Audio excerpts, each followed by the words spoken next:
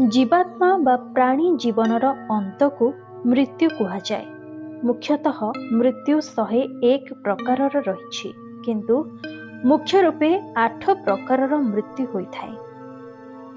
जेमिति कि वृद्धा अवस्था, रोग व्याधि, दुर्घटना, आकस्मिक अघटन, शोक, चिंता और लोभ मृत्युर मुख्य कारण होइथाए। मृत्यु परे शरीर सब पालटि जाए आउ खाली हाथ संसार छाड़ी चली जाए। शेष समय रे श्मशान ही शेष ठिकाना पालटि जाए।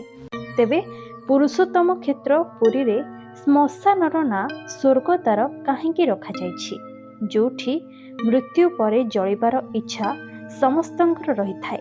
एहा पछरे रहिछि पौराणिक रहस्य। अनेक लोकंको इच्छा थाए तांको मृत्यु परे तांकर जुई स्वर्ग द्वार रे जळु। विश्वास रहिछि जे एठारे स्वर्ग को जीवा पाई सीधा बाट अछि। तेणु मृत्यु परे आत्मा जेपरी मोक्ष प्राप्ति करी स्वर्ग को सीधा गमन करिब, सेथिपाई प्रतिदिन स्वर्ग द्वार रे हजार हजार संख्या रे शव जळा जाए।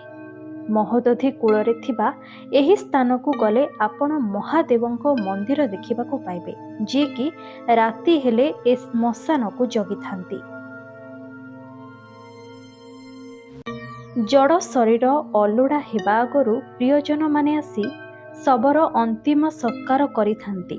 दुनिया रे अनेक श्मशान घाट थिले भी लोकटी मृत्यु परे निज गाँ मशाणी किंबा स्वर्ग द्वार रे ता जुई जळु बोली चाहे, जेमिति कि से पापी आत्मा स्वर्ग लोकरे स्थान पाइब। एही स्वर्ग द्वार को नहीं अनेक रहस्य रहिछि। प्रत्येक लोक निज जीवन काल रे चाहंती जे ताकू दुनिया रे आउ किछि मिलू कि न मिलू, हेले मृत्यु समय रे स्वर्ग द्वार रे चाखंडी जमी मिलू। मणिमांको क्षेत्र रे जीवनर शेष ठिकाना रहू बोली प्रत्येक चाहंती। कथारे अछि विश्वासे मिलई हरि।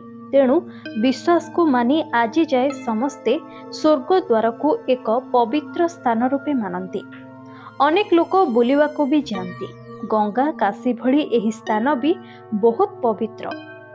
सीधा अर्थरे कहिले स्वर्ग को जीवार रास्ता एही ठारे थिबार विश्वास करा जाउथिबारु एहाकू स्वर्ग द्वार कुहा जाए। मां श्मशान काली एठी रही आशीर्वाद प्रदान करंती। तेबे वीडियो देखि निज मतामत निहाती देबे। एहा आपनकू किपरि लागिला। एभली रहस्यपूर्ण कथा जानिबा पाई आम चैनल मिस्ट्री वर्ल्ड सह जोड़ी हुई रुहंतु। रहुछु।